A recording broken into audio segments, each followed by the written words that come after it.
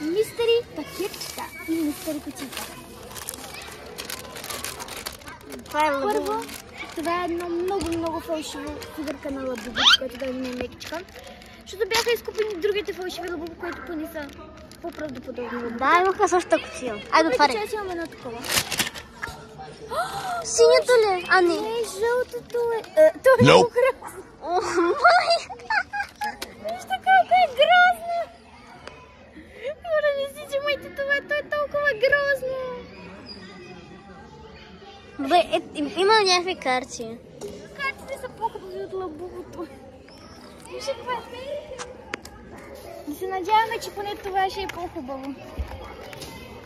Чакай, искам да видим. Такива. Да ти покажа. Реално, колко давам оценка на това? Проверихме в Google. Оригиналното е около 100 и няколко паунда. Не знам колко лева са това. Обаче беше много по-хубаво. Няма го това бежевкото около лицето. И е най-китайското нещо, което съм виждала. За да му дам... Не е най-гнусно. 3. Дам му 3 от 10.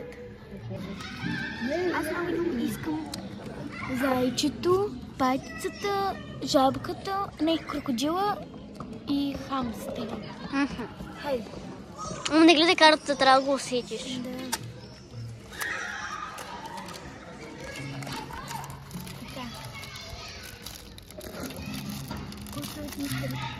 Още една мистери. Бързо да ми кажа. Бързо.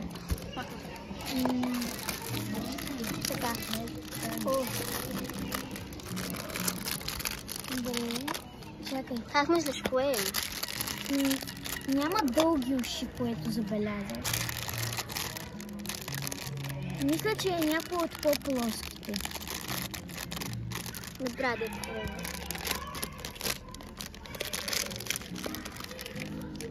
Откъде се свари това нещо? Слушай.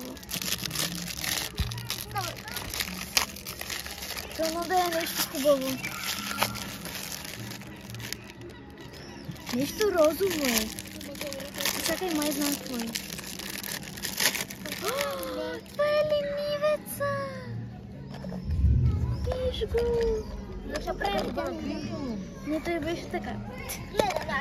Виж. Да се лъжа.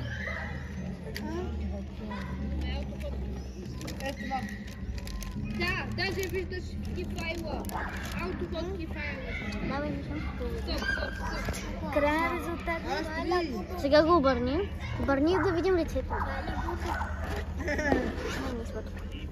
Не е това, което исках, но не е най-лошото нещо.